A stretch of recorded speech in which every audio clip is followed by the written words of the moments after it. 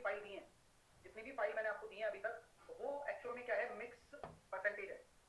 Mix percentage in the sense कि कोई भी क्वेश्चन कभी भी कैसे भी कहीं भी आ रहा है। तो वह फाइल आप एज ए प्रैक्टिस रखिएगा, वो फाइल आपको एज ए प्रैक्टिस रखनी है। मैं अब आपको कल या परसों तक मैं आपको टॉपिक वाइज फाइल भी देने वाला हूँ। Topic wise in the sense कि प्राइस कंजम्पशन के क्वेश्चन, साथ के साथ तो फिर अपना इनकम एक्सपेंडिचर, ये टॉपिक, कमीशन हो गया या फिर वेन डायग्राम हो गया, ये सारे टॉपिक, टैक्स के क्वेश्चन हो गए, जेएसएम हो गया, इन सभी के टाइप वाइज भी मैं आपको फाइल दूंगा, ठीक है। सक्सेसिव हो गया, ठीक है ना। तो ये सारे मैं टाइप वाइज भी आपको फाइल दूंगा, जिसमें करीबन 150 क्वेश्चन हम रखेंगे, जिसमें हर टाइप के क्वेश्चन कवर हो जाएंगे, सारे ना मतलब सारे, ठीक है। तो जो अभी तक दिया है वो आप ऐसे प्रैक्टिस ले लीजिएगा, उसमें मैंने सॉल्यूशन भी आपको दिए हैं और फिर उन फाइलों को हम सॉल्व कर लेंगे, ठीक है। आइए आज करते हैं, शुरुआत करते हैं जेएसएम की।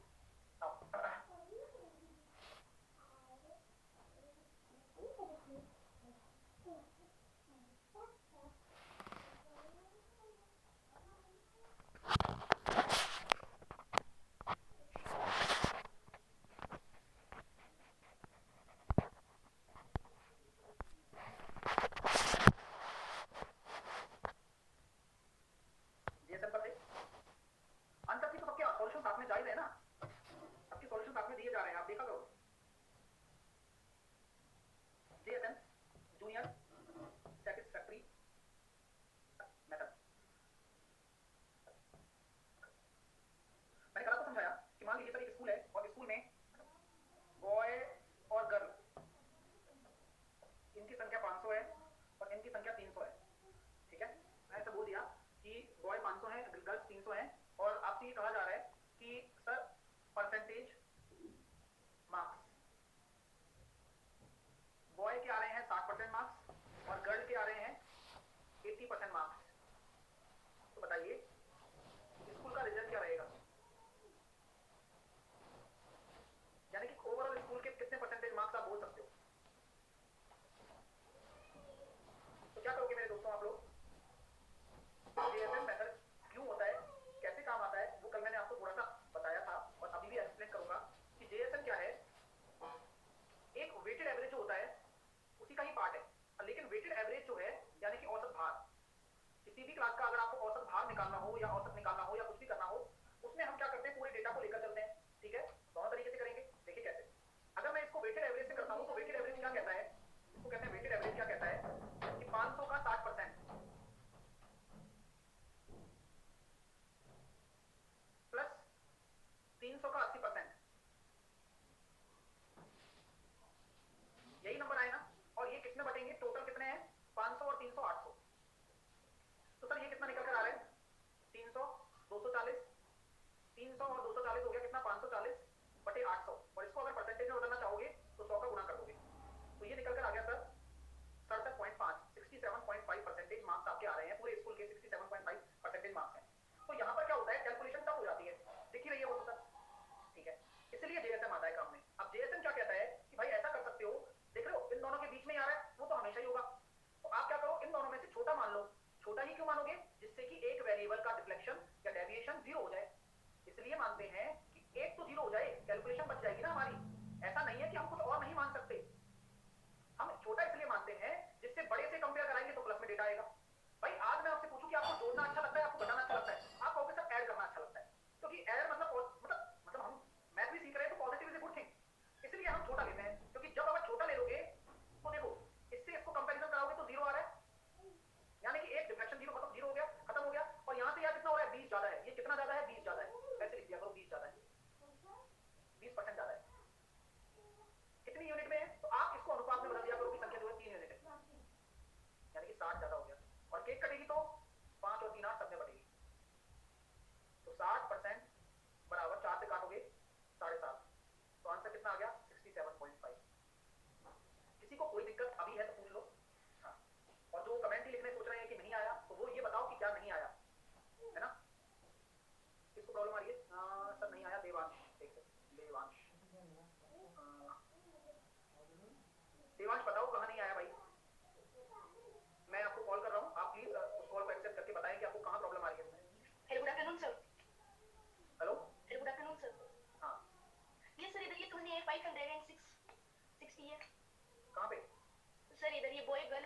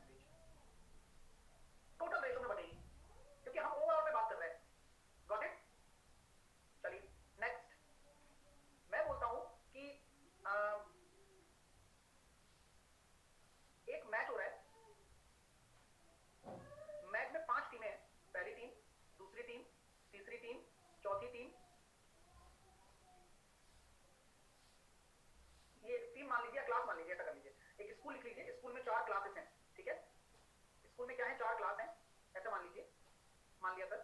और हाँ सर बैक क्लासेस की पीडीएफ डाउनलोड हो जाएंगी।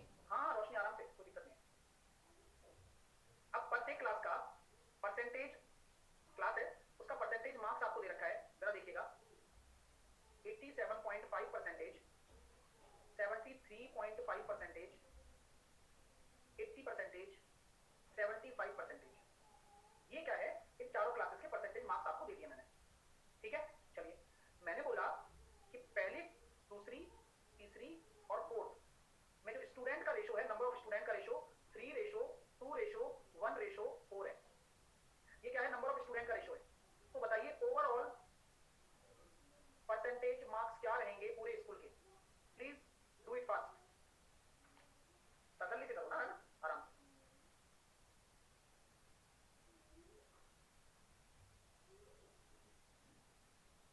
तो सर क्या करेंगे, सबसे पहले आपको वो संख्या जमानी है 3 2 1 4। आपने यहां लिख दिया 87.5, आपने यहां लिख दिया 73.5, आपने यहां लिख दिया 80, आपने यहां लिख दिया 75।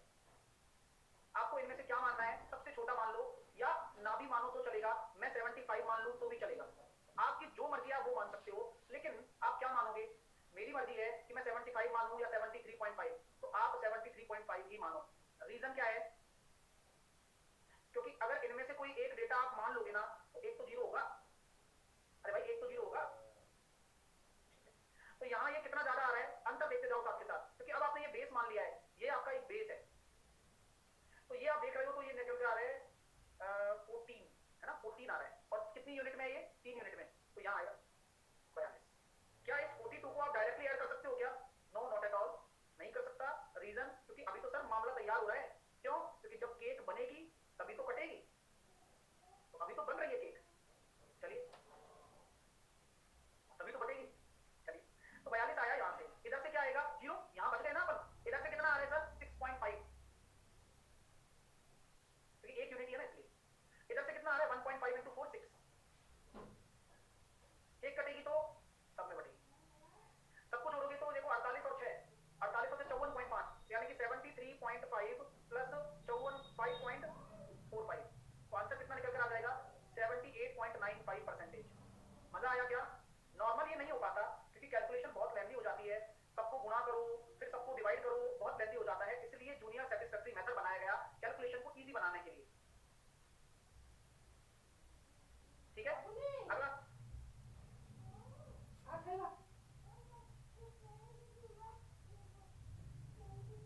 आपके सामने मैं लिखता हूं कि भाई एक स्कूल है या एक गांव है, उस गांव में मेल और फीमेल का रेशो 4:6 है। मेल और फीमेल का रेशो 4:6 है। मैं बोलता हूं कि परसेंटेज लिटरेट, लिटरेट समझते हो? लिटरेट साक्षर। परसेंटेज लिटरेट कितने दे रखे हैं? मेल जो है वो 60% लिटरेट है और फीमेल जो है वह 70% लिटरेट है। तो मुझे बताइए उस गांव में परसेंटेज इलिटरेट कितने हैं?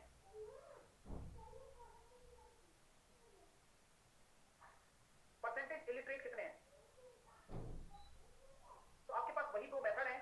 कैसा? मेथड नंबर 1, मेथड नंबर 1 क्या बोलता है भाई कि सर आप अगर वेटेड एवरेज लगा रहे हो तो आप ये कह सकते हो कि ये लिटरेट परसेंटेज है, तो 240, 6 चौके 24, 240, ये परसेंटेज में लिख रहा हूं, 7 6 42 420, और केक कटेगी तो भैया सब में बटेगी, यानी कि 66 परसेंटेज डायरेक्टली आ गया।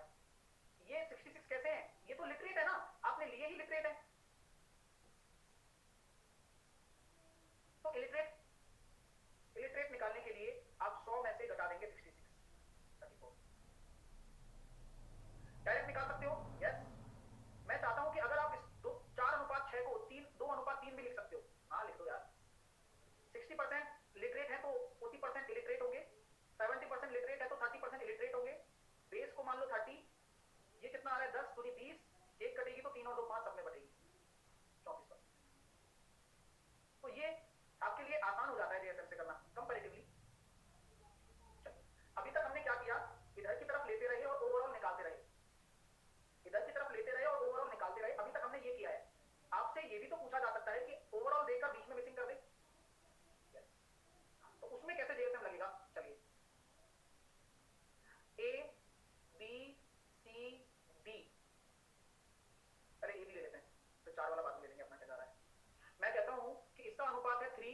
इसका अनुपात है 2, इसके परसेंटेज मार्क्स है 70%, इसके परसेंटेज मार्क्स मुझे नहीं पता, लेकिन बोला जा रहा है कि पूरी क्लास का जो ओवरऑल परसेंटेज मार्क्स है वो है 79%। बात को सुनना तभी रिएक्ट करना, उससे पहले मत करना। चलिए, तो आप मुझे ये बताएं कि बी का क्या होगा। ये एक एग्जांपल मैंने लिया है, जेएसएम का ही पार्ट है, लेकिन आप चाहो तो इसको वेटेड एवरेज से भी कर सकते हो। तो वेटेड एवरेज क्या कहता है सर? पहला कंसेप्ट हम मेथड नंबर 1 वेटेड एवरेज लगाते हैं। तो वेटेड एवरेज कहता है 7 × 30 210, इसको x मान लो, प्लस का 2x बराबर ही तो करोगे आप 79 × 5 के, 2x बराबर जब सॉल्व करोगे तो 80 40 40 में से 400 में से 5 गए तो 395 माइनस 210, तो 2x बराबर 185, x बराबर 92.5%। मेथड क्लियर है? यहां तक किसी को कोई समस्या? No sir, not at all. अब आते हैं मेथड नंबर 2 पर, जेएसएम से कैसे करें। जेएसएम कहता है कि भाई साहब मैं आपको आधार देता हूं, क्या देता हूं? आधार देता हूं, बेस देता हूं, बिल्कुल देते हो भैया मुझे बेस। तो 79% को अगर 70% से कंपेयर कराओगे, मैं यहां लिख देता हूं 3 2 और 5, ये 70% है, इसका मुझे भी पता नहीं है, और ये 79 है। प्लीज आप सब लोग सामने देखना, क्योंकि अगला प्रश्न आप लोगों के लिए है, फिर आप करोगे नहीं तो फिर आपको लगेगा कैसे करना है। मैं बहुत तरीका बताने वाला हूं, आप ओवरऑल से क्या करो, डेटा को कंपेयर करो। ये कितना कम आ रहा है? माइनस का 9, 3 यूनिट में माइनस का 27। किसी को कोई परेशानी तो नहीं है? अगर आप, मैं और सब लोग मिलकर ऐसे सोचेंगे कि यार कैसे, भाई चिंता तो हो ही जाती है ना भाई साहब कि माइनस के 27 में चल रहे हैं यार, कैसे होगा, क्या करूं यार। चलिए, तो कैसे करेंगे भाई?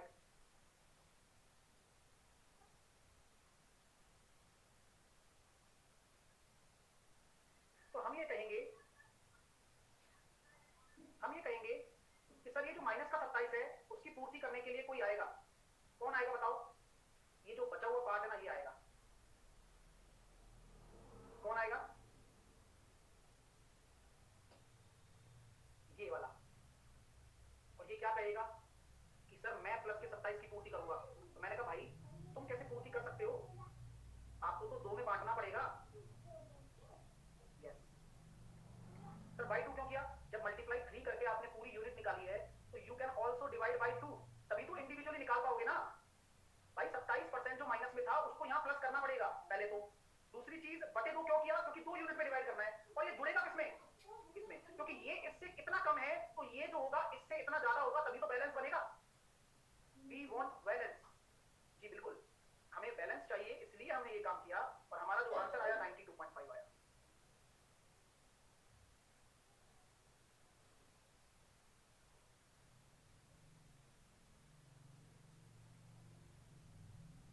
नेक्स्ट,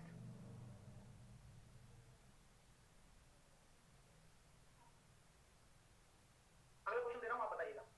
ओमकार कह रहा था 76 से ऐड करेंगे, करना पड़ेगा ना ओमकार। मैंने अभी आपको क्या सिखाया था? जेएसएम क्या चाहता है? बैलेंस चाहता है।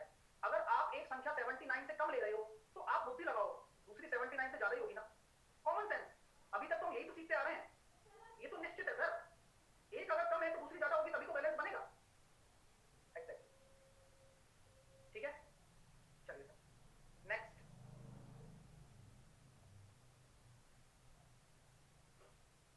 अगला क्वेश्चन देता हूं, आप करके बताना, ठीक है। पहला, दूसरा, तीसरा, 3 दे रखे हैं, इनकी यूनिट दे रखी है 3 4 3। इसका मैंने बोल दिया 67% है, इसका मैंने बोल दिया 64% है, और ओवरऑल मैं ये कह रहा हूं कि 65% है। तो आप मुझे बताइए कि सेकंड वाले का क्या होगा।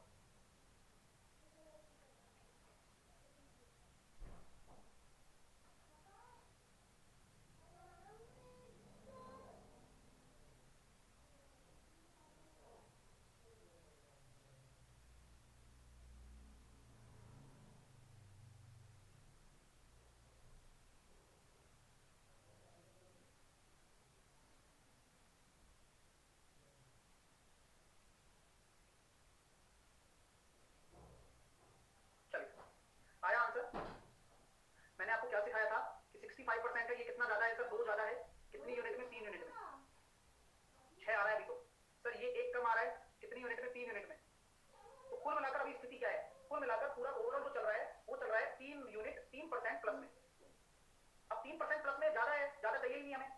हमें यहाँ क्या करना पड़ेगा, 3 को बांटना पड़ेगा 4 में और कम करना पड़ेगा किसमें से, 65 में से, फॉर बैलेंस। तो आंसर कितना आएगा, 64.25। तो अब आप 2 सेकंड में कह सकते हो कि आप सेकंड वाला 64.25। एक बच्चा कह रहा है डिटेल में समझाओ।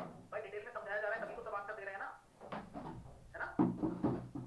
अब ये बातों के बराबर नहीं हो सकती, तुम्हारा दिमाग हर किसी के जैसा नहीं हो सकता है कि तुम ध्यान से नहीं देख रहे हो, तो वो उसका कारण बहुत सारे हो सकते हैं। हम तो पूरा डिटेल में समझा रहे हैं, ठीक है। 64 का बेस नहीं मान सकते, यहाँ बेस तो मानना ही नहीं है ना, यहाँ तो हमें कंपेयर करना है, क्योंकि बेस तो तब मानते हैं जब ओवरऑल निकालते हैं। तो यहाँ तो पहले से दे रखा है कि 65 एवरेज है, आपको तो ये फाइंड आउट करना है कि ये क्या होगा बीच में से, एवरेज तो दिया है। अब इससे आप इसको कंपेयर करा रहे हो तो 2 ज्यादा है, तो 3 यूनिट में 6 ज्यादा है, प्लस में यहाँ -1, 3 यूनिट में 3 कम है, तो कुल मिलाकर 3 ज्यादा आ रहा है, तो बराबर तो 0 चाहिए हमें, तो 3 कम होगा 4 में बढ़कर और 65 में से कम होगा।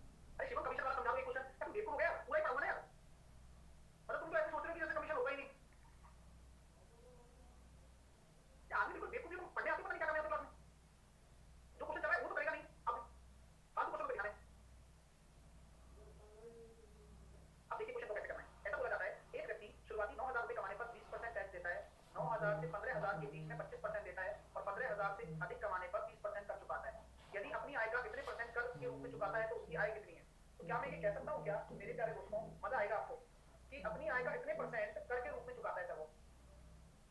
हाँ। तो कैसे होगा, तो हम ये कहेंगे सर 9,000 का 20% एक हो गया। अब 9,000 से 15,000 के बीच में कितना, 6,000, 6,000 का 25% हो गया। कोई दिक्कत यहाँ तक?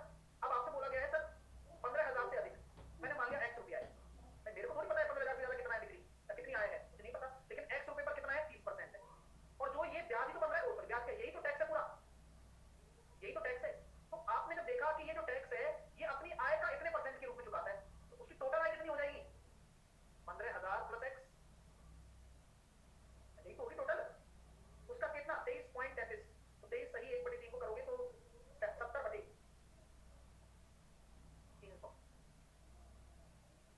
ठीक है, 70/300 सही है ना, 70/300 ठीक। 7/3 अब सॉल्व कर लेते हैं, बस आंसर आ जाएगा, x की वैल्यू निकालनी है और वो जोड़ देंगे तो टोटल इनकम भी आ जाएगी। तो सर जब सॉल्व करोगे तो ये आया सर 9 दूनी 1800, 25 की 150, 1500 प्लस 30% ऑफ x बराबर 15 को इससे करोगे तो 2 जीरो से 2 जीरो चली गई, 50 सत्ते 35 कितना हो रहा है, 2 जीरो से 2 जीरो 50 सत्ते 35 350, 3500 हो रहा है। और ये हो जाएगा कितना, 70/3% ऑफ x। किसी को प्रॉब्लम है, नहीं होनी चाहिए। ये कितना आया डियर, 2300 3500, तो 3500 3500 में से जाएंगे तो कितना हो जाएगा, 200 बराबर 30 या 90, तो 20% ऑफ x/3। तो x की वैल्यू कितनी निकल कर आ रही है, पूरी पूरी 3,000 रुपया। तो आपकी आय कितनी हो गई, 15,000 से ज्यादा, 3,000 ज्यादा है तो 18,000। कैसा लगा सर, प्लस x क्यों किया, प्लीज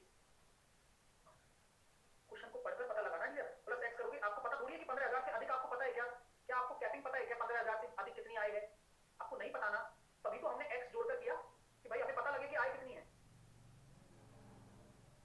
ठीक है, तो 3500 कैसे आया, कैलकुलेशन से आया डियर कन्हैया, इसको सॉल्व कर लो 3500 आ जाएगा। ऊपर वाली इक्वेशन को पेन चलाकर सॉल्व कर लो आप। 6,000 क्यों किया सर, भावना क्वेश्चन को पढ़ लो आ जाएगा।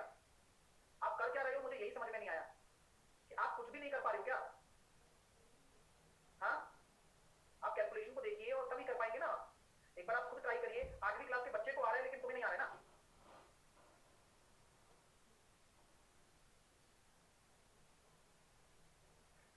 चलिए, हाँ हाँ यही पूछते रहना व्यूज की 70 कैसे आया, पूछते हो कि 70%/3 कैसे आया, कहीं कुछ डेटा लिखा हुआ होगा, कहीं तो कुछ लिखा हुआ होगा, आप जब तक इस पर जोर नहीं डालोगे तब तक कैसे कर पाओगे। जबकि यहाँ साइड में कुछ लिख के भी बताया था, अभी भी देखो अवशेष बाकी है, ये देखो उसकी मिटाने का कालापन, ये देखो। नेक्स्ट करिए, अरे वाह, हमें कह रहा था 23.33% का क्या रूल है, अरे वाह यार।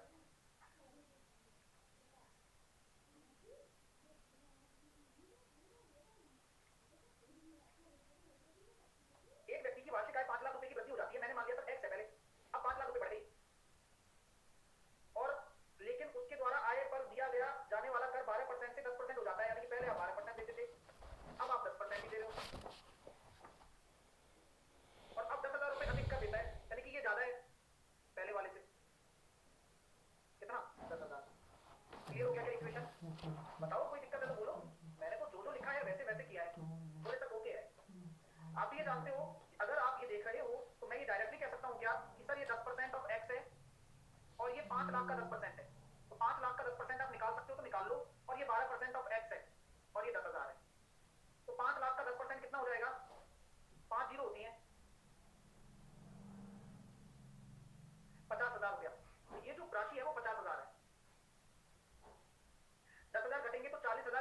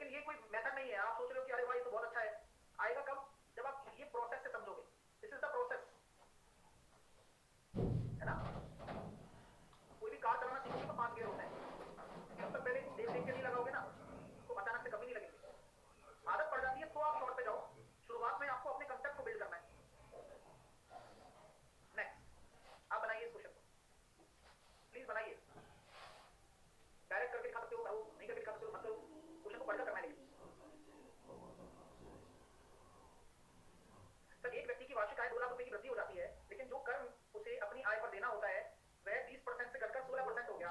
अब पूर्व के समान टैक्स जा रहा है। अब यानी कि टैक्स में कोई फर्क ही नहीं आ रहा, यानी पहले उसकी इनकम x थी और अब कितनी हो गई, x प्लस 2 लाख हो गई। पहले उसका टैक्स 20% था और अब उसका टैक्स घटकर कितना हो गया, 16% हो गया। तो जब क्वेश्चन आसान है तो शर्म मत करा करो कैलकुलेशन में, दो जीरो से दूरी काटा, 4 चौके 16 और 4 पंजे 20। सर 5x बराबर कितना आ रहा है, 4x प्लस 8, x बराबर आ गया 8 लाख। तो बढ़ी हुई इनकम कितनी हो जाएगी, 2 लाख और जोड़ दो 10 लाख। कर पा रहे हो सर? और कोई तरीका है ना? जब आपका इनकम बराबर, जब टैक्स बराबर है, पहले वाला और अब वाला टैक्स बराबर है, तो क्या मैं कह सकता हूँ पहले जो टैक्स रेट थी वो 20% थी और अब जो टैक्स रेट है वो 16% है। टैक्स का अनुपात कितना आ रहा है, टैक्स रेट का अनुपात आ रहा है 4 पंजे 20 और 4 चौके 16। अगर टैक्स रेट का अनुपात ये है तो इनकम का रेशो उल्टा नहीं हो जाएगा क्या? उल्टा क्यों? क्योंकि अभी आपको सिखाया था तुरंत कंसेप्ट से पहले, कहां है भाई, यहाँ कंसेप्ट मैंने आपको बताया कि जो आपकी इनकम टैक्स होता है वह नेट इनकम का इनवर्सली प्रोपोर्शनल होता है। इनवर्सली प्रोपोर्शनल होगा तो आपको पता है कि अनुपात पलट जाते हैं। बिल्कुल पलट गए सर। अनुपात अगर पलट गए तो कितना बढ़ रही है, 1 बराबर 2 लाख, तो पहले 8 थी और अब 10 हो गई। तो तरीके वही हैं, वो कोई मना नहीं कर रहा है आपसे, लेकिन आपके दिमाग में क्लैरिटी होनी चाहिए कि यार मैं जो भी कर रहा हूँ वो सही कर रहा हूँ, चाहे मैं कैसे भी करूँ। बस आपको ये पता होना चाहिए कि टैक्स किस पर लिया जाता है, इनकम पर। नेक्स्ट करिए।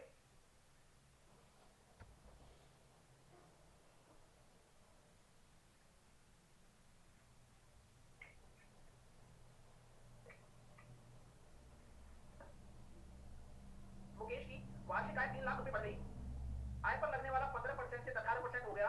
अब देखो, अब उसे कर का 3/2 भाग चुकाना पड़ रहा है, यानी कि मान लो कि पहले x थी और अब कितनी हो गई, x प्लस 3। पहले 15% था टैक्स, अब कितना है, 18%। अब उसे कर, यानी कि अब उसे कर का 3/2 भाग चुकाना पड़ता है, तो यानी कि जो पहले टैक्स था उसका 3/2 भाग उसको चुकाना पड़ रहा है। बताओ भाई, इक्वेशन समझ में आ गई क्या? बताओ अगर कोई गड़बड़ है, कोई दिक्कत है तो बोलो, किसी को कोई दिक्कत हो तो बोलो। मजेदार तरीका है, सॉल्व कर लेते हैं। बस 3 6 18, 3 2 6, 3 5 15, x और x प्लस 3 बराबर हो गया 4/5, तो ये हो जाएगा सर 12। तो बढ़ी हुई आय कितनी है, 15। क्लियर है? एक बच्चा कह रहा रेशो से करेंगे ना, मैंने क्या बताया था अभी, जब बराबर हो तब रेशो से कर सकते हो। यहाँ आय जो टैक्स था वो बराबर था तो मैंने तुरंत पलट दिया। अब जहां समीकरण बनाना पड़ेगा वहां तुम हमेशा ही उस अपने कंफर्ट जोन